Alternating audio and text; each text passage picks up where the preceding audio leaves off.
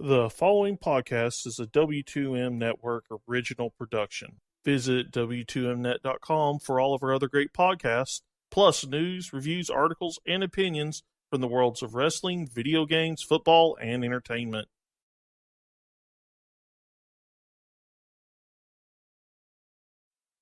Let's go! What's that?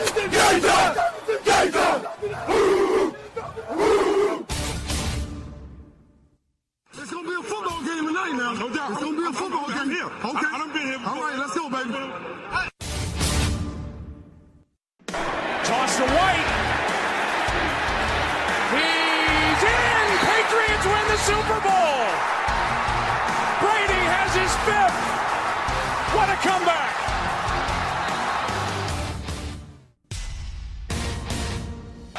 Watson. Touchdown! Hunter Renfrow. Little man makes another enormous play. 1 second remaining.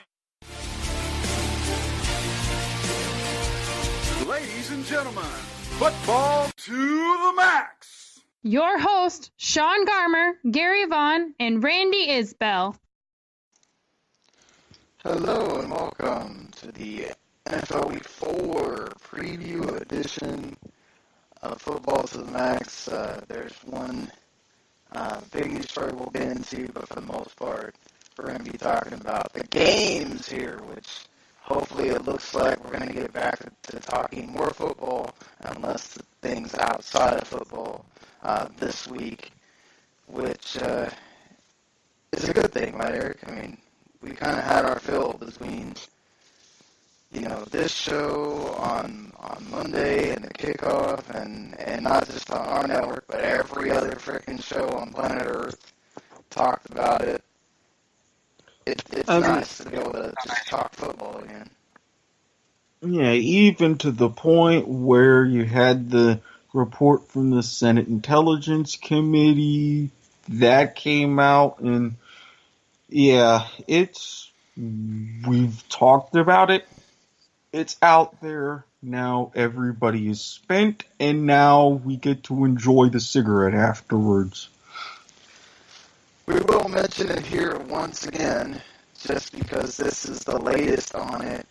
And it seems like from everything that's being said by individual teams that nobody's going to be, well, at least the teams are not going to be doing it as a unified thing. Obviously, certain players can decide to do it on their own. But the teams are going to go back to doing the whole, we're standing for the anthem, we're not being in locker rooms. Now, they might decide to do what the Packers did and, lock arm in arm and everything, and I think that's great. That's not disrespectful at all, and if you think it is, there's something wrong with you. But, hey, it's good to be unified as a team and unified for whatever they feel that they need to represent. But I thought that this meeting seemed very important because it seemed to put things into perspective of, let's make sure we're kneeling for the right reasons and not kneeling just to go against what the president said, which at the end of the day, if you're doing it for that, you're not really doing it for the issues at hand. Do you like this, that we're sort of putting the focus back on what it was, what Kaepernick was trying to get out there? Absolutely, because how he started this was to use a very powerful message to address some very solid points and injustices going on in this country. And now, since everybody is forced to relearn that and open their eyes all over again, it's going back to the proper dialogue. And that's all well and good with me.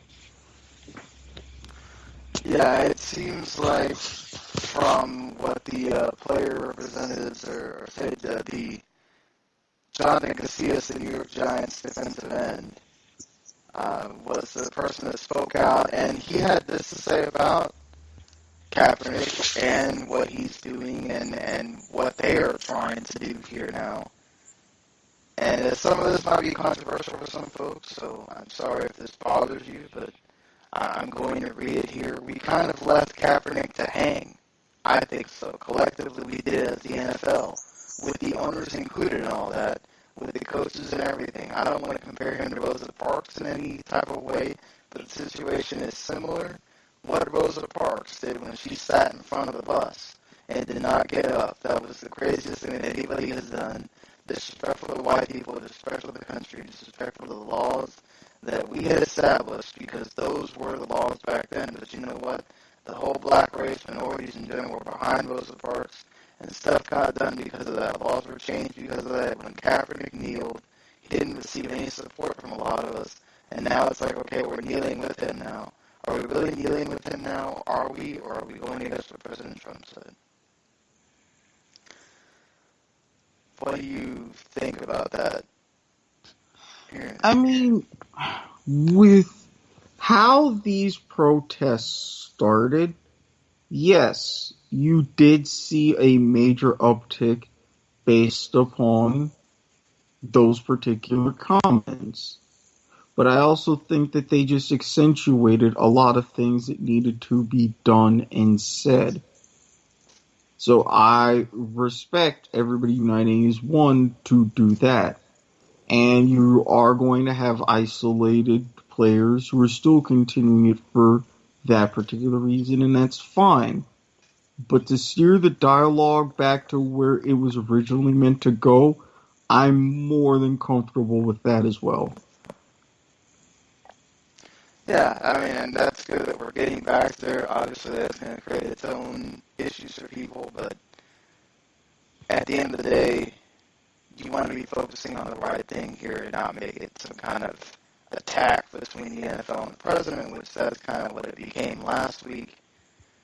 Now, because, again, before the president spoke, it was starting to become something that, again, was becoming on the ticker of ESPN, of NFL.com. It wasn't something that people were just openly talking about constantly. Yes, does that mean that the issues were getting a little bit lost?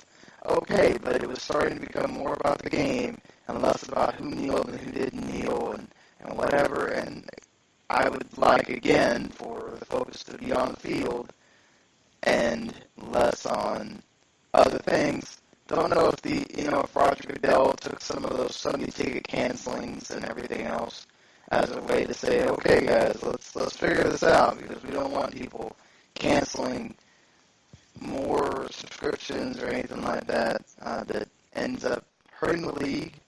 Also hurts DirecTV as well. But I know we talked about this before, but isn't that kind of silly that you're canceling a subscription to something? It's not just the...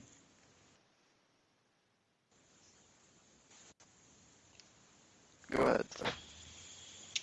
Yeah, it is silly that you're canceling, and you're also, between the NFL Sunday Ticket here locally, the Jaguars, they're asking for refunds because of the protests, and I'm sorry, but it's not interfering with the game. A lot of times, you're sitting at home, you're laying out your snacks, you're making your beer runs, you're doing whatever during the anthem anyways. Okay, you didn't miss one opportunity, 1 minute of anything during these protests. So really, what are you losing, and what grievance do you have to get a refund? And I see the same thing to the Jaguars fans who want refunds for their game tickets or their season tickets. You're coming to watch the games. You still get to see the games. Now, if you're doing that because the Jaguars are terrible in Jacksonville, fine. So far this season, they have been. I don't think you get to ask for a refund because the team played badly. Well, no, but I'm saying that if you did that, you have more of a legit case. And you would have more people that are on your side, but asking for those refunds just because of these protests, no. I agree with you, but what would you say to those that, well, I'm watching this and now it ruins my care for the game? How it ruins your care for the game, I would like to know. Other than that, just don't watch. I mean, during the national anthem a lot of times, I just change channel. Come back when it's done, when they're kicking off, great. I'm good to go. Or I get up and I do something else.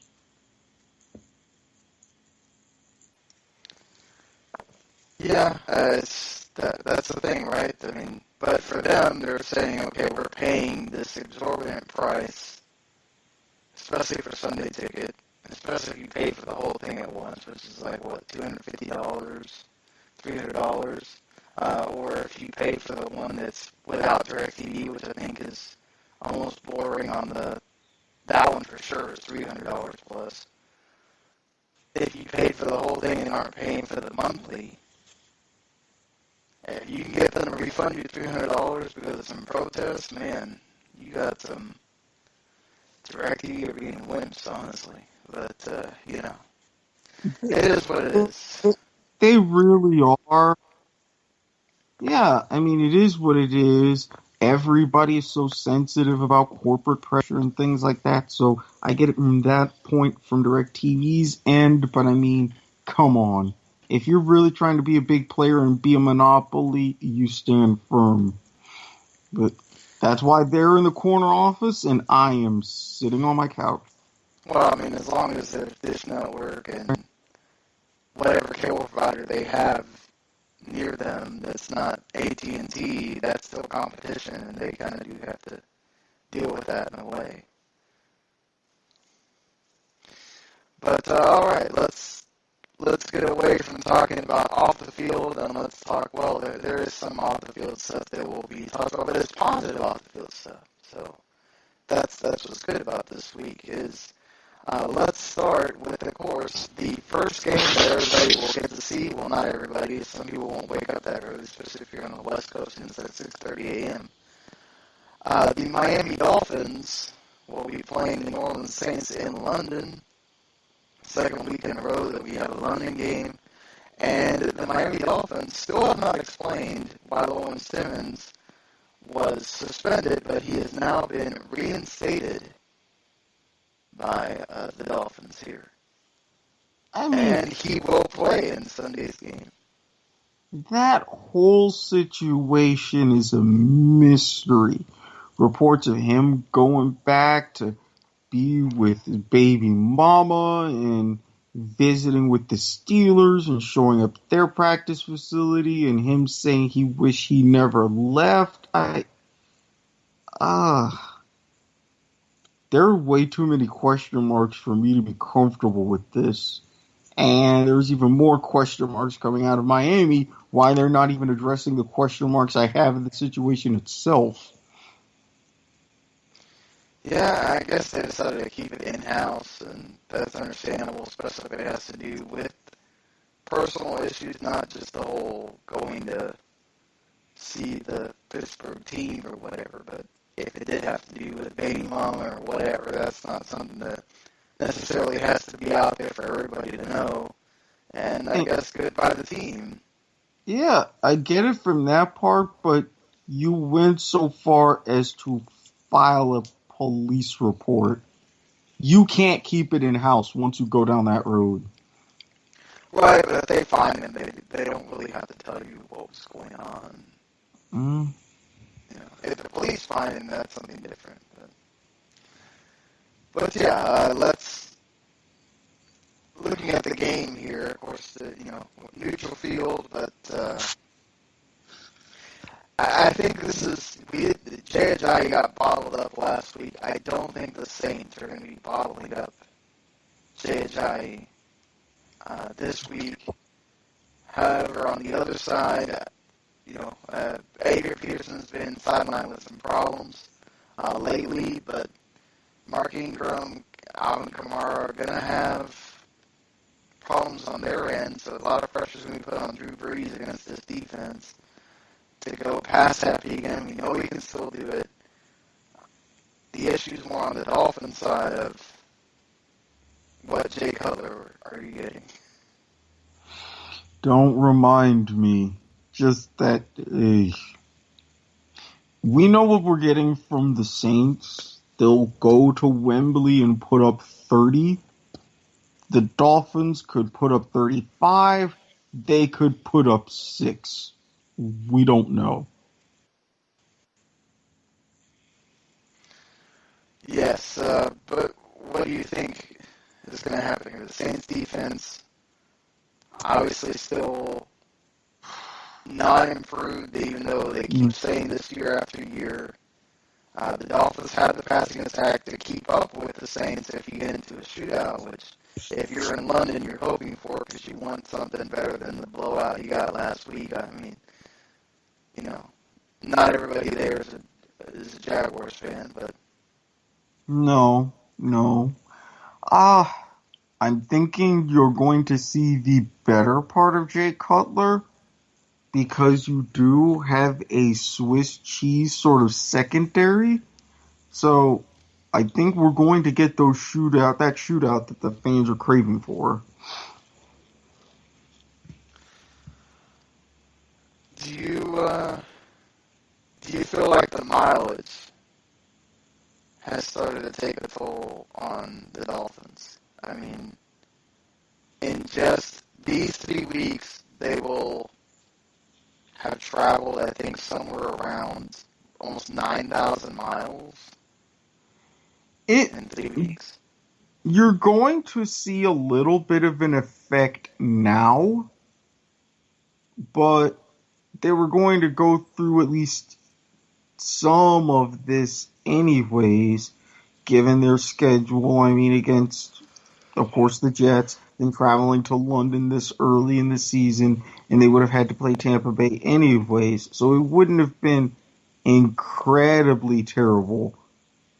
But once you start getting week 6, week 7, that's when it's really going to start piling up, and you're going to see a lot of problems.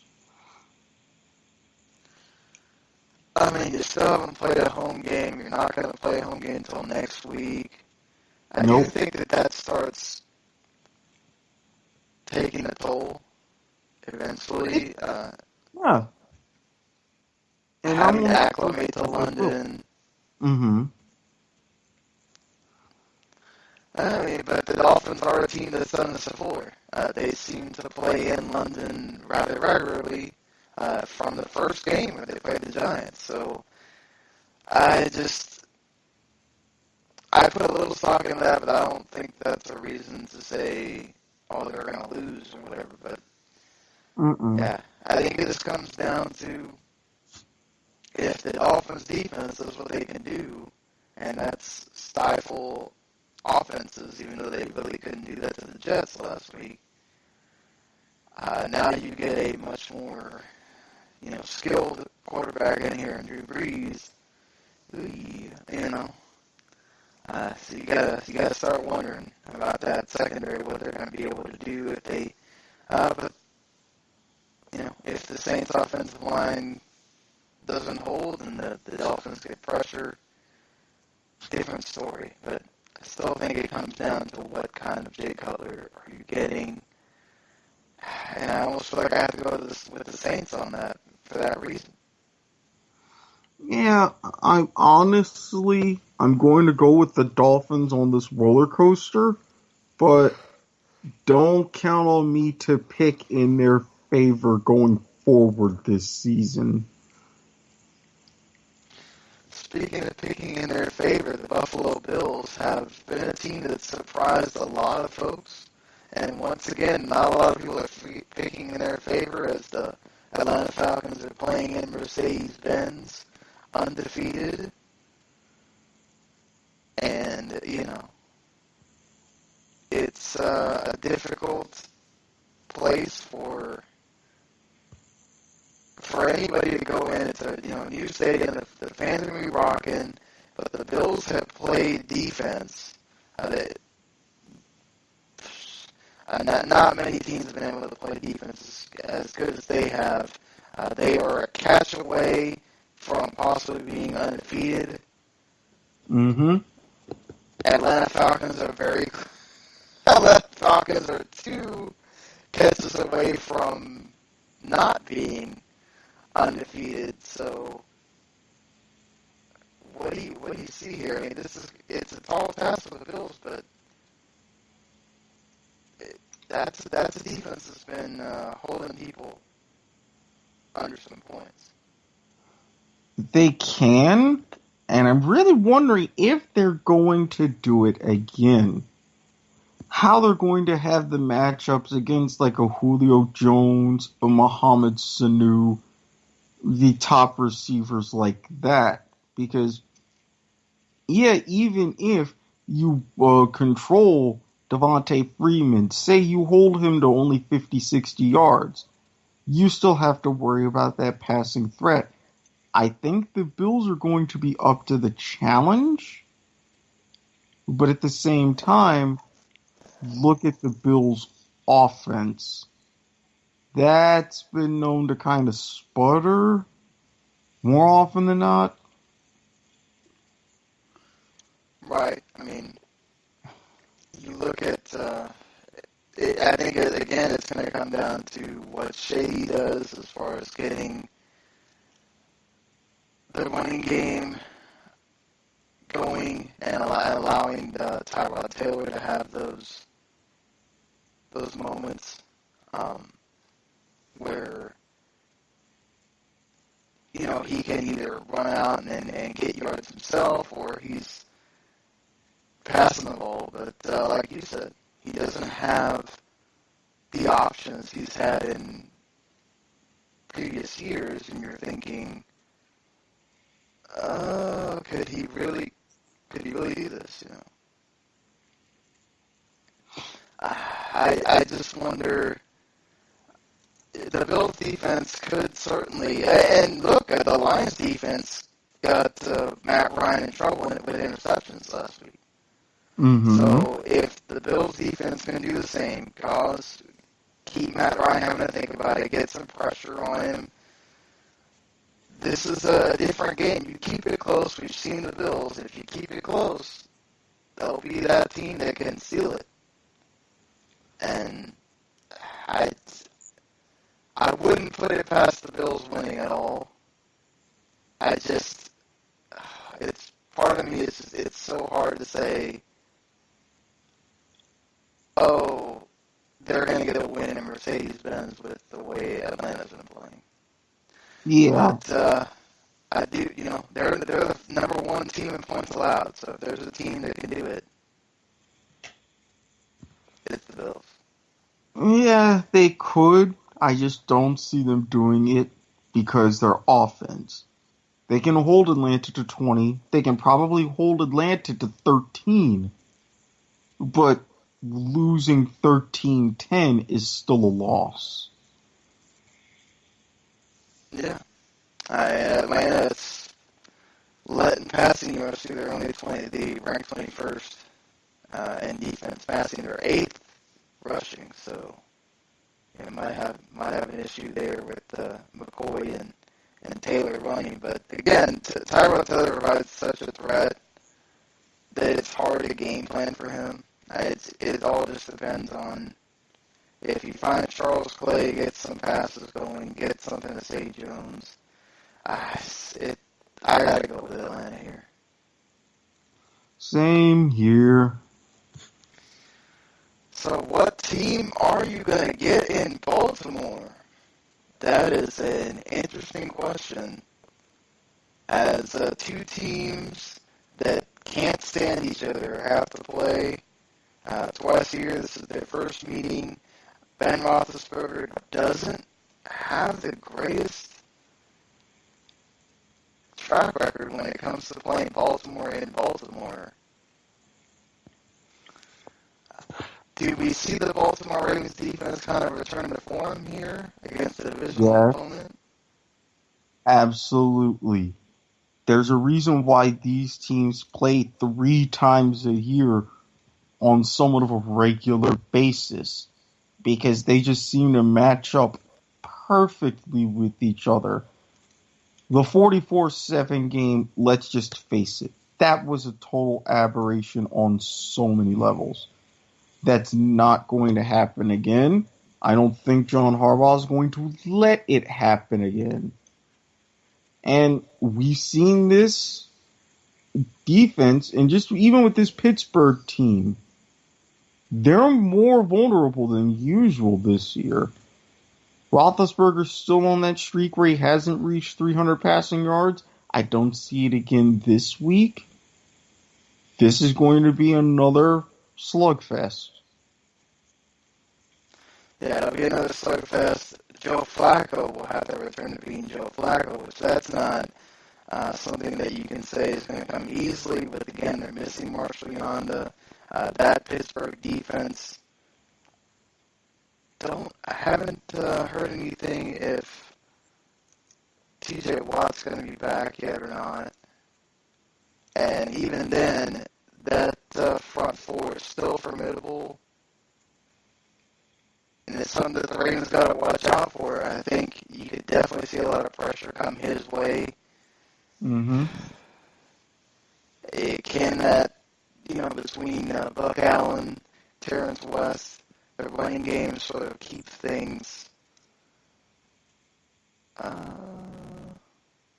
It looks like T.J. Watt was a full participant in practice, so he might be on his way back. A big plus. Very big plus. Yeah, I don't know. I think in a slugfest, when it comes down to it, if you're limiting the Bears, we've seen Le'Veon Bell still hasn't had that breakout game. He could be due, but I'm going to go with the Ravens, actually. Terrell Suggs came out earlier this week and says he's figured out all of Big Ben's tricks at this point. And Big Ben doesn't look like Big Ben either. True.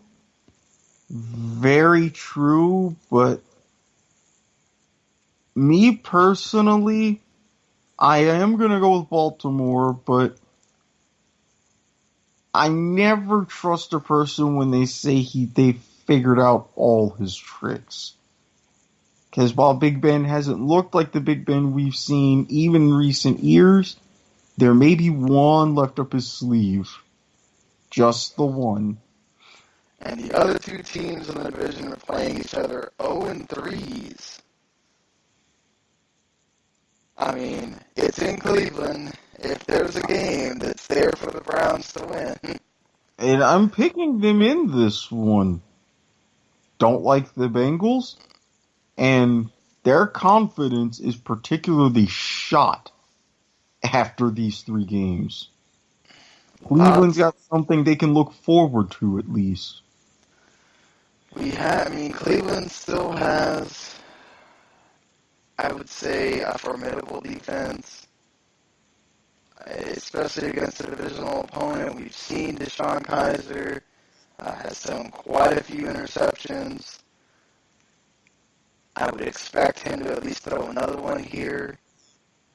I think there's a lot of pressure on Andy Dalton. He's going to have to deliver here, or we could see A.J. McCarron this next week. And Marvin Lewis would be worried about himself, too, because this is an 0-3 team. You should be coming in here. Home field advantage is not really what it is when it's a divisional opponent. I got to go with the Bengals. I just think that Cleveland still has a lot of kinks to figure out. You still haven't shown any of that running game that we saw from Mateo Corral even last year. And, you got a rookie quarterback. He's going to make mistakes. I think the Bengals can pounce on that. Fair enough. But if we do wind up going to go to A.J. McCarron this season, Marvin Lewis is just going to be gone. Yeah, this is an owner that's had a lot of faith in him, kept him around, been okay with every excuse that he's thrown out there. And many of them are legitimate, let's be honest, but just saying, he's dealt with a lot here, and I think, you can only go so far with that. Let's get this one out of the way. The Jacksonville going to the New York Jets. If Jacksonville's defense comes and lays an egg in this game, I just don't know what to say. like, there better be a dominant performance here. They should be taking Josh McCown to town. The only reason why I'm picking the Jaguars to win is because it's not in Jacksonville. They've blown out the Texans in Houston, blew out the Ravens in London. This could have set up to be another blowout in New Jersey. Yeah, it could certainly be another blowout. I think it might be a not so big of a blowout, but still plenty there. Just between Fournette running, Blake Bortles is going to do enough, I think, against the Jaguars defense. Yeah, between Dexter Fowler, he's starting to finally break out. We got the big signing of Calais Campbell, and along that front line, they could give McCown hell. Unless we forget, former Jaguar quarterback. I mean, this is a team that stuffed Jay Ajayi last week. So if they stuff Fournette and force Bortles to throw a lot more, yikes, watch out. Yeah, true. But I don't see Bortles needing that kind of a game. And let's face it, for the Jets, if their main concern on the receiving end is trying to contain Mercedes Lewis, that speaks volumes. You weren't wrong, but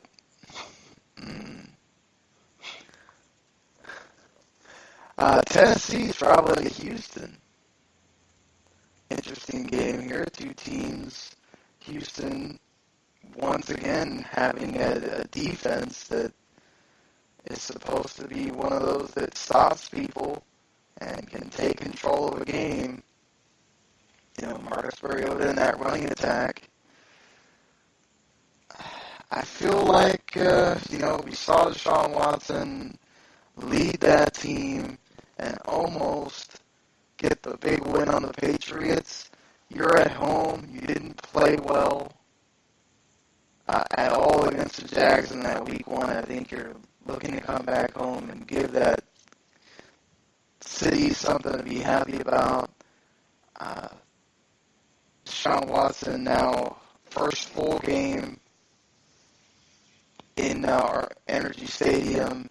He did the wonderful thing to help out the Hurricane Harvey people in the Texans office that were affected by the hurricane.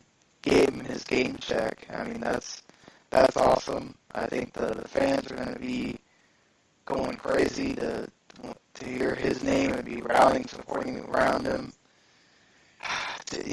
Getting that emotional stuff out of here, though, is, I think Foreman can create a problem for the Titans defense. And, you still got, I don't know that the Titans have somebody that can really corral DeAndre Hopkins. So. No, I mean, you could argue. I really couldn't even argue in someone like McCourty in their secondary. No. McCourty, I think, is with another team now, so. No, I could have sworn that I saw him with the Titans and looking at that Seattle game. But. Well, there's two McCourtys, so. True. Mm-hmm. I don't know. I think if the offensive line can do what they can do and give Deshaun Watson time, and they also kind of shift and implement a little bit more of the read option offense like you're seeing with a lot more of these mobile quarterbacks, I think Houston can take this one. Yeah, that is a different dynamic. I mean, the Titans obviously get the game plan against that with Marcus Mariota. But I think Deshaun Watson has a different kind of athleticism than Mariota does. As in, he's not the skilled passer that Mariota is, but you do have to worry about his feet a lot more. And right. I think if Watson can start getting some of his other receivers involved, and I think this is where they miss Will Fuller the most, and not just Hopkins, I think they'll be much better off for it. But we'll see definitely what's going on here. It's going to be an interesting game there for Houston, who I think really needs this win to make sure they kind of stay in things in the division, even though I'm sure it'll be close the whole way, especially once Andrew Luck comes back for the Colts. Another divisional game, Detroit taking on Minnesota. I already mentioned before that, or I mentioned it during the TNF breakdown. Sam Bradford has been ruled out again for this game. We saw what Detroit, of course this was at home, did to Atlanta on the offensive side of the ball, pressuring Matt Ryan, forcing him into committing 3 interceptions. Case Keenum is obviously not Matt Ryan. You'd have to think he comes back down to earth. But they did get Dalvin Cook going, and that's going to create an issue for the Lions defense. What do you think, though? Vikings offensive line, I think, is a shade down from the Falcons offensive line. They should be able to get that pressure. They should, and I think they will. And with Detroit, they finally realized that they don't need to rely so much on a fourth quarter comeback. I think they can contain really the balance of the game. And I think they're really going to get Amir Abdullah, because I believe he's healthy, ready to go. Try to get him going if they can, so that way that takes a little bit of the pressure off of Stafford, and then he can find guys like Golden Tate and really exploit a Vikings secondary. I mean, they have had to rely on it the last couple of times, but if there's a quarterback that I'm counting on to do that, I think I'd much rather have Stafford than Case Keenum. Absolutely, because Keenum can't do what he did in putting up nearly 400 yards consistently. He's shown that. I think Detroit realizes that. And again, you get a big guy like Haloti Ngata trying to get in his face, you're going to cause some issues. Plus, the Lions have the second. It's going to be a battle of the secondaries, I feel, because the Lions have Slay and Glover who can not necessarily take Diggs out of the game, but make him where he's not as effective. For Keenum, that's been the guy that's gone off in the games that Keenum's played. Mm-hmm. And then you have, on the other end, Minnesota defense that is absolutely going to be getting in this Detroit Lions face. They're going to be getting in Stafford's face. It's about Stafford getting that ball out. And, we've seen Abdullah do well, but this is a game where he's going to get the vital. And I don't know, they might stuff him, and you put a lot of pressure on Stafford, and we'll see if he can do it. I'm going to give the edge to the Lions because I think Keenum will make some mistakes here that will give that Lions, will give Stafford a short field and all that, but, this could easily be one of those games where it's like 16-13 or something like that, too. Yeah, because looking at some of the lines, I think looking at a lot of these over-unders in the 42.5 to 43.5 range, Keenum's going to rely way too much and try to make way too many throws to Stephon Diggs. And I think Adam Thielen is also going to have another quiet game. The Lions take this one. Dallas goes back home after getting a big win on Monday night in Arizona. The Rams they squeaked by the 49ers on Thursday Night Football. That was a thriller. And now they get to go against Dallas. Could be a shootout. Could also be one of those games that it's tight the whole way through because, if DeMarcus Lawrence can get in on this offensive line like he has been, it's going to create problems for Jared Goff, but we know what the Rams' defensive line can do. I don't know. This is a tough one. This is a a tough matchup. The Rams have all kinds of weapons that can create problems for the Cowboys secondary. Jalen Smith is sort of he's a weakness there when he has to go out in coverage. He's definitely great at making tackles and getting involved in the blitz game if he has to, but you don't want him going out there in coverage. They have tight ends that can be involved. They have Todd Gurley who can go out there for passes. Obviously, Zeke can do that as well for the Cowboys, but they don't use him in that capacity. So I really feel like it's which defense can hold up, and then it comes down to the quarterbacks. And if that's the case, I think I'm going to stick with Dallas just barely. Because this is another defense that could hold down Zeke. They really can, and that's going to be issues, but I think even with Zeke held in check, Dak has already shown the poise that I don't think Goff has yet. Goff can still very easily be rattled, and especially if he's having to check down to Gurley a lot more out of the backfield, well, then that just makes it easier for Dallas's front four. Taking the secondary out of it just a teeny bit. Yeah, the Cowboys defense is actually pretty. I mean, I think the C.J. Anderson deal was just a game where nothing was going right for that team. But generally, the Cowboys defense is good at stopping the run, creating an issue for Gurley. I think again, what we saw in that 49er game is that Gurley was kept involved in various ways. If Gurley can't run and you have to put a lot more pressure on Goff, that's where, like you said, he can be rattled. He did make the mistake that cost him the game against the Redskins.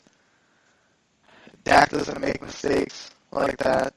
Well, we have seen him do it, and he has made interceptions, but generally, Dak takes care of the football. I'm going to go with what I would say the more experienced quarterback at this point. The Cowboys win at home. Same here. And finally, to close out the 1 o'clock games, the New England Patriots at home against the struggling Carolina offense. That defense is still there, but that defense had problems last week.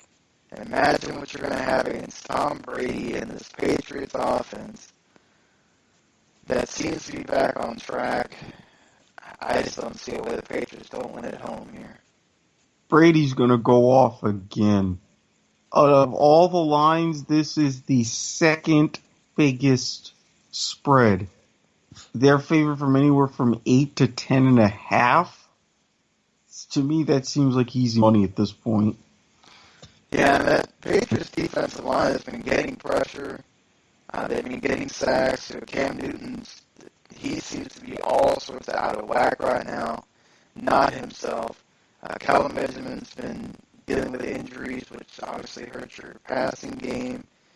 They've been getting Christian McCaffrey involved, but if they key in on him, which that's what Bill Belichick likes to do, he likes to take away your biggest asset on offense. I feel like that's the guy he's going to key in on. And, yeah, it's going to be a long day for Cam Newton. Patriots are going to win. Let's move on to the 4 o'clock games. Divisional game, Arizona at home against San Francisco. I feel like the 49ers benefited a lot from being at home in that game. Not to mention, just look, I know Brian Hoyer can throw it. And it's just, I would have, when we saw the Cowboys expose that last week as well, just, I feel like the Cardinals are going to be angry. Carson Palmer, they don't have the rush that DeMarcus Lawrence provides, which allows Palmer to have more freedom to throw. Still no David Johnson, but I think Palmer will be enough in this game between the receivers and tight ends. and the defense will hold Brian Hoyer. This won't be a shootout. Arizona. No. Yeah, no David Johnson, but John Brown is coming back? Yeah, that's a big deal. Yeah, a very big deal. He's full participant in practice, and you're getting now another threat that Arizona's really been missing. And yeah, that could be enough to really send them over the edge and see this one through. Tampa Bay at home against the New York Giants are coming in at 0-3. You thought that the Bucs had a good defense, and then you have the game that happened last week. So, I think it's going to create problems for the, Jameis Winston's got to deal with this pass rush the Giants have, and in that secondary as well. Can they remove Mike Evans from the equation, which is difficult, obviously. And then, you got Deshaun Jackson, who's a Giants killer on the other end. That's an issue they got to deal with, too. Jaquiz Rogers, Doug Martin, whoever it is, I think it's going to create just enough for Winston. Being at home, I want to think that the Giants are finally going to get one. This could certainly be the game, but I'm going to go with the Bucs here. No. Lest we forget, even with their bad performance last week, you're going up against a team with an incredibly porous offensive line and a quarterback in Eli Manning, which, yeah, when he's on, great, but he's only been on in bits and spurts this season. You can get him to throw interceptions more than just about anybody else. Oh, but Jameis Winston throws a lot of interceptions, too. This is true. So there's going to be a lot of potential combined picks in this game. Don't get me wrong. But what I'm saying is, for the Bucs defense, this is going to be the opponent that the doctor ordered. It may come down to a pick six, but I think the Bucs take this one. Actually, I'm going to change that pick. I'm going to go with the Giants just from the sheer point of, if this game is close, I would count on Eli Manning finding Odell Beckham for one of those scores. We saw it last week. The Giants were able to hang around. That fourth quarter game, they blew up, were able to get through an Eagles defense, which I would think is better than the Bucs. And you're coming off another loss. This team's feeling a lot of pressure. I feel like that this is going to be that game. The Giants are going to get the win here. We'll see. I'm just wondering how Odell Beckham's going to step up his celebrations from last week. Oh, God. Well, he already knows he can't do a celebration like that. Even the owner had a private talk with him. Well, the Eagles won in miraculous fashion last week, and due to that, Carson Wentz and Jake Elliott, the game-winning field goal kicker, are going to Carson Wentz is going to give his game check to a charity of Jake Elliott's choosing. I think that's a fair enough compromise. And I forgot to mention during the Panthers and Patriots that Coach Ron Rivera has given $50,000 to the relief for Hurricane Maria for Puerto Rico. So props to you, Ron Rivera. They certainly do need it. And they ever. Yes, the military is having to get involved to finally get things going down there. I'm just glad that it's happening. And, yeah, just, the Eagles are now another team going into StubHub Center to play the Chargers. Chargers 0-2 in that stadium so far.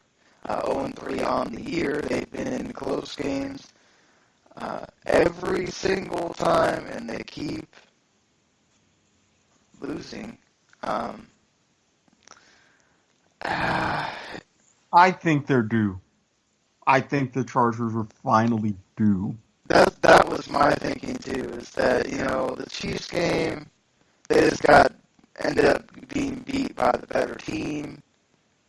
The Kareem Hunt clincher was just about right there. The Dolphins game was just really, really unlucky, and the Broncos game was sort of a really, really unlucky as well. The Eagles defense is going to be rough to break down. Rivers keeps throwing interceptions, but it doesn't help things at all. They're going to be able to stifle Melvin Gordon in that running game. I just think you can't count out the Chargers defense either. This might be another shootout, certainly, but I'm just think the Chargers are finally going to get one. Yeah, and I mean, the Eagles are going in. They're primed for a little bit of a letdown going west after this emotional win. And again, the Chargers, the hex has got to go away sometime. I mean, let StubHub Center at least see one victory before you head back to San Diego. I really hope that's not the case, honestly. Hey, you went through all this to get them to LA. Keep them there. The game of the week is the divisional matchup between the Oakland Raiders and the Denver Broncos. It's in Mile High. We saw the Oakland Raiders have an absolutely porous performance on Monday Night Football. They take center stage again as the big game for Sunday afternoon. This one should be close. Oh, in Mile High, I know you're going to have Khalil Mack running at you and everything else. Against that porous offensive line. Mm-hmm. I'm going to say the Broncos at home, though. I think this is where Oakland rights the ship. I mean, it's still Trevor Siemian. He can't keep doing this. He can't. And I don't think he will. You got to remember who you're playing in that secondary, though. You're talking about probably the best trio of defenders to go against those receivers. You got a Broncos defense that can stop the run to keep Marshawn Lynch down. I'm not saying it's the same thing as what the Redskins did. They're probably going to perform better because these teams know each other, but I'm just saying it could be a defensive battle. I know it could easily be a defensive battle, and that could screw over the Raiders so hard. I get that. I'm just saying. Oakland was in a funk. I think they got the funk out of their system. They sprayed the aerosol all over the place. Everything smells like Glade again. It's good to go. Everything smells like Glade again. It's good to go. I like that one. I don't know. I feel like that altitude is going to be helping the Broncos here. I don't know. Even if it comes down to like one of those game-winning field goal kind of things, the Broncos are winning this one at home.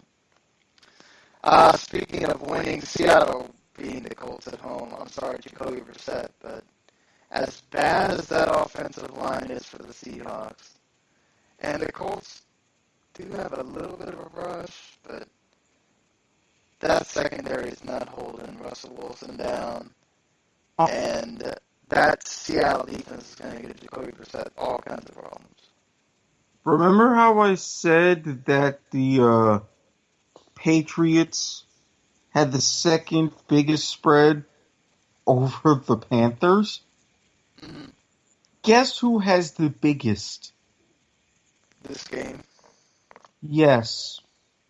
I'm seeing a lot of 13s and a couple 14s for good reason. Just No. Sorry, Colts. No. Yeah, you might even make the Seattle offensive line look good in this one. And that's saying something. That's certainly saying something. The Washington Redskins this time go into Arrowhead for the second week in a row playing an AFC West team.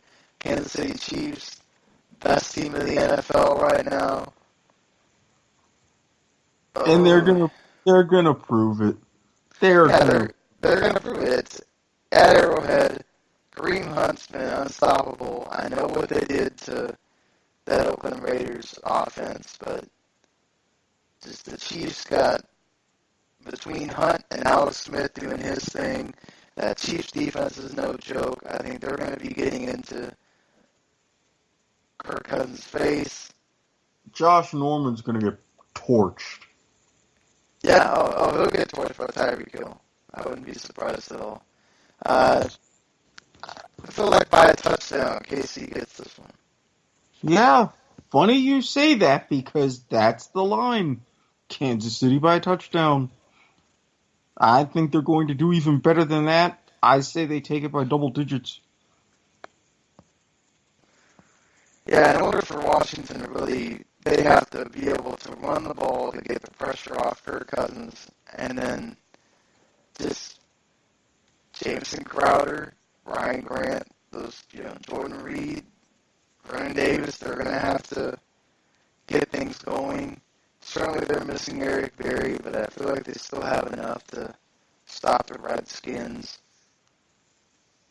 I can't see it. You're going into Arrowhead. This is a rough place to go and play. The Eagles almost did it. But that was just one of those where they had the time. They beat the Raiders. All props to them, but not doing it to the Chiefs. I will be shocked if we get that kind of similar game. Yeah, that ain't happening. All right, so that's going to do it for the NFL picks. Let's get through the college pickems here. Maryland without their quarterback against the undefeated Minnesota Golden Gophers. Oh, hey, big time deal, them Gophers in Minnesota, don't you know? PJ Fleck, baby. Yeah, they got that new highfalutin coach gonna row the boat. God. Minnesota, don't you know? They're gonna win. They're gonna win this game probably pretty handily, I would say. Absolutely. And then let's see how they navigate the rest of the Big Ten, and especially the Big Ten West. If they could do this, 4-0 start, this could give team momentum to at least make noise and threaten a trip to the Big Ten title game. For sure. So Vanderbilt, after getting absolutely torched by Alabama last week, going into the swamp to face the number 21 ranked Florida Gators. Any shot here? No. And part of me likes that because, again, Nashville, certain goings on. Oh, stop it. This has nothing to do with whether Nashville gets the stadium or not, or the team. Just stop. Hey, I'm sticking by. If they pull out miracles and they do things and they make it to Atlanta, okay, that has my backing. But 59-0 just speaks volumes for me. Music to my ears. I think the Gators have figured it out with Luke Del Rio being the quarterback. Vanderbilt, I know they're going to be wanting to come in and prove that was just, hey, we got beat by Alabama. I mean, everybody gets beat by Alabama. You know what it is. Florida, for their part, they're probably going to leave it for Vanderbilt to still be in it late, like Florida likes to do, but I'd still say the Gators are going to win this one. Yeah, this ain't Kentucky. You got the rivalry there with Kentucky, so fair enough on that one. So Mississippi State, who made LSU look awful, went and got beat by Georgia, and now they have to travel to Auburn.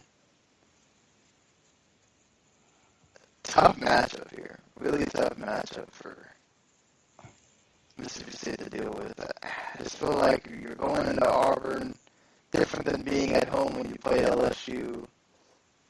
I think Auburn's going to win this one. I actually have Mississippi State. Granted, Auburn is at home, but they've had some really ugly moments. Ugly moments. No doubt about that. Yes, they could easily lose that game. Wouldn't be surprised at all.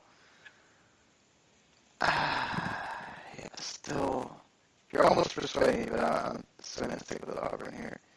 That's fair. That's fair.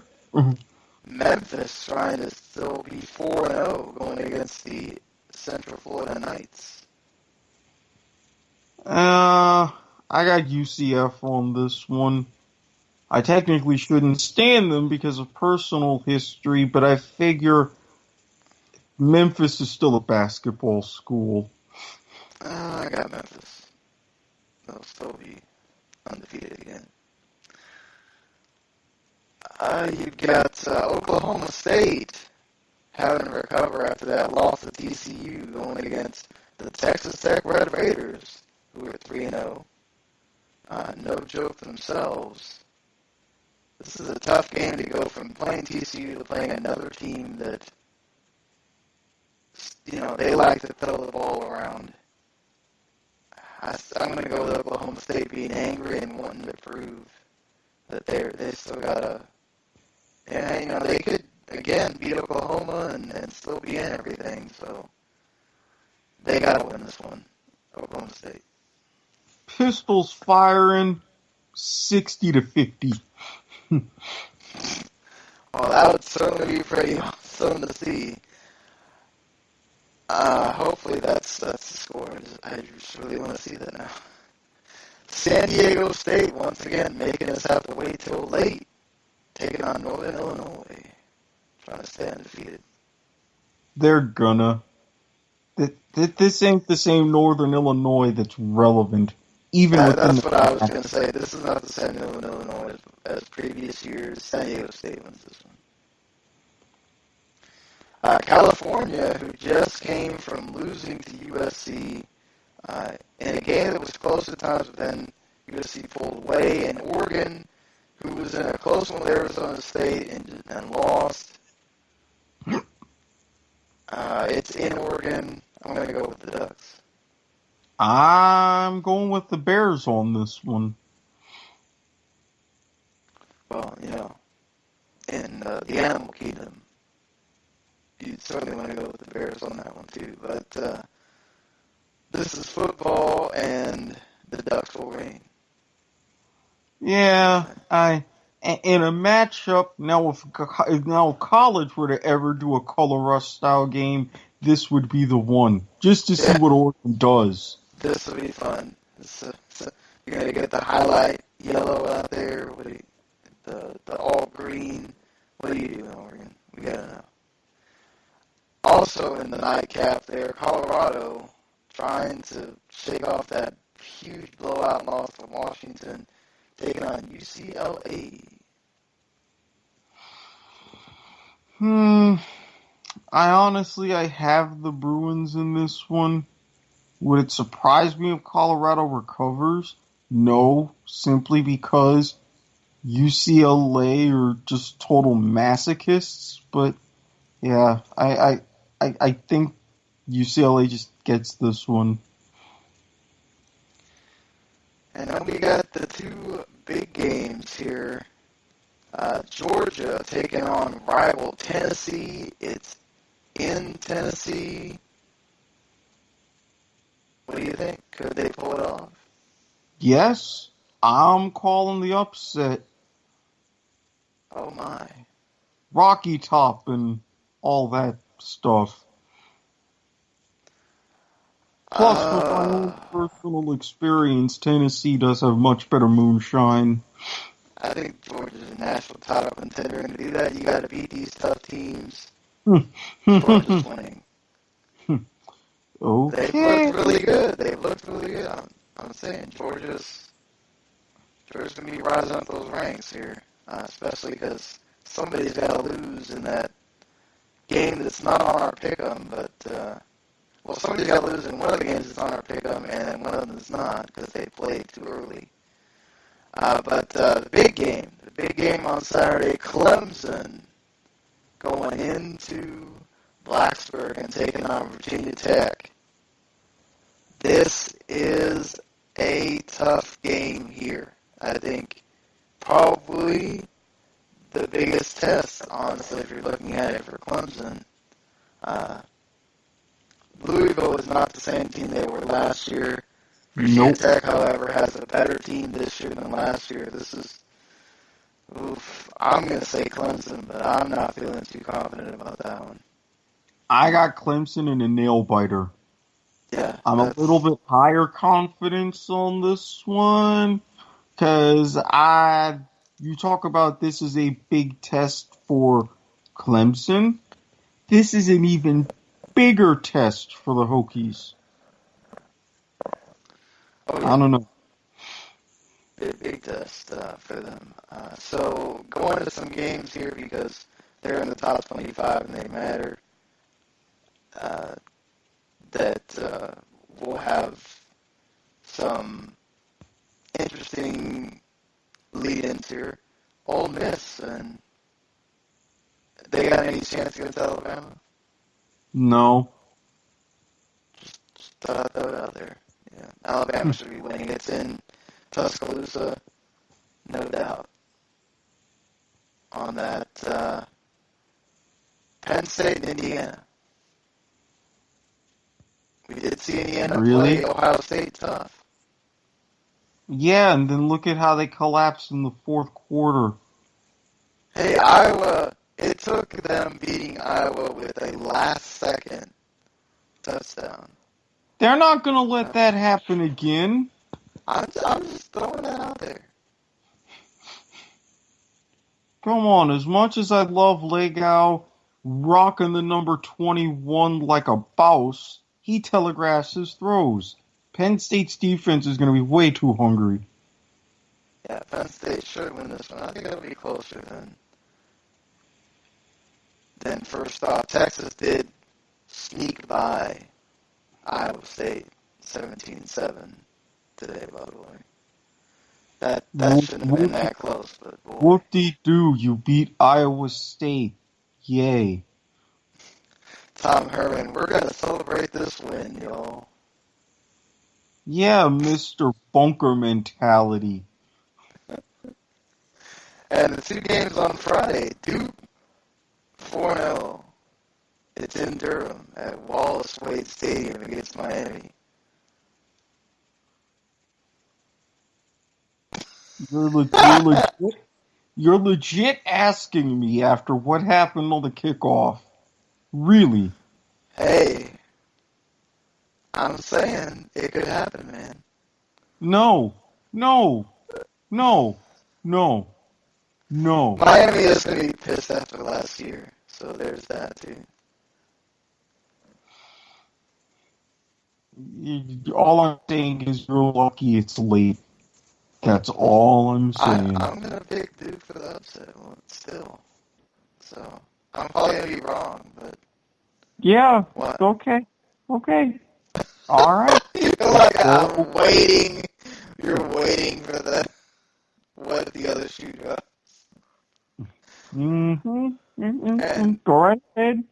Go right ahead. And then the other game that's going to be making us stay up till freaking 1 o'clock in the morning because this one is for all the early marbles in the Pac-12. USC going in to Pullman to play Washington State. And you know what? I think the end of the road is here for USC. They played all these close games. Yeah, they pulled away from California, but this is one where Luke Falk is going to come in here. He's going to be throwing a clinic. Washington State. Once again, the Apple Cup is going to matter in the Pac-12. Washington State's going to take one step closer to making that happen. All right. Should be a fun day of college football. Of course, again, these two games happening on Friday night, so a nice appetizer before you get into the Saturday games, which that's already some big games there that we already talked about. So Exactly, and congratulations, Texas, for at least having a decent amuse-bouche. fair enough. And all right, that's going to do it for us here. Hopefully you enjoyed our show. If you like what you heard, hit that subscribe button to Football to the Max, or subscribe to the whole WC Network, where you get not only this show, but you get the kickoff, which Eric and I are also on. It's more of a debate, fun style show. And then you can listen to us 2 times a week. We'll be back on Monday night after the Monday Night Football game, or I guess it would be Tuesday morning at that point, to talk the Monday Night Football game itself, Chiefs and Redskins, and then we'll also have a recap of Week 4 in the NFL. And then, you can listen to Eric on Point of View when that comes back on, and I'm on all sorts of different things on the network as well, so this is why you should subscribe, and of course, go visit WTNet.com as well. So, I mean, for Point of Viewer, Friday, I do have an edible on hand. We'll see how it goes. Well, there you go. Good tease there by Eric. And we will be seeing you around on Tuesday morning. Later, everybody. Peace.